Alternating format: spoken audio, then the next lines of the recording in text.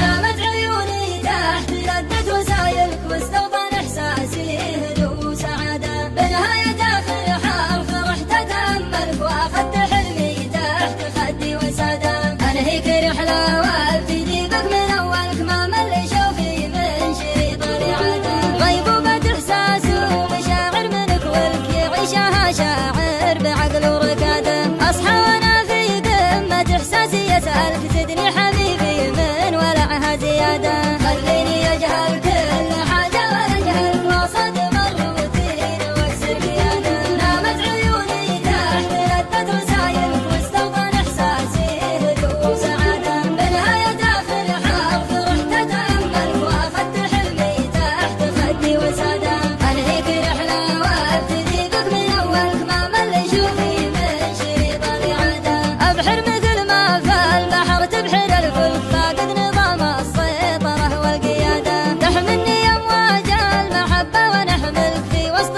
قلب الله كتب لك ودادة، أحيانا دكتاتور صوتي يزلزلك وأحيانا طفلة مسافرة في مهادة، نامت عيوني تحت لذة رسايلك واستوطن إحساسي هدوء وسعادة، بنهاية آخر حرف رحت أتأملك وأخذت حلمي تحت خدي وسادة، أنهيك رحلة وابتدي بك من أولك ما مل شوفي من شريط الإعادة، وأحيانا شاعر بعد بالبوح يشعرك بين الألم والياس يكبح جواده، وأحيانا في ثقلك وقلة مواصلك أقسى محطات الألم والنكادة، يا جوي اللي فيه يكثر تعاملك الحر برده والدفا في مراده، نامت عيوني تحت لذة رسايلك واستوطن إحساسي هدوء وسعادة، بنهاية آخر حرف رحت أتأملك وأخذت حلمي تحت خدي وسادة، أنهيك رحلة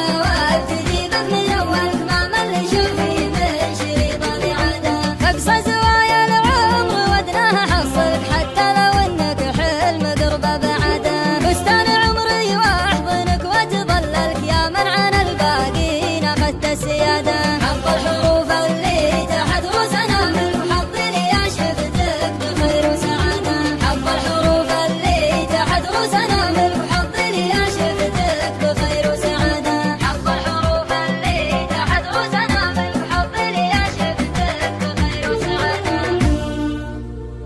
هيمو اليوم.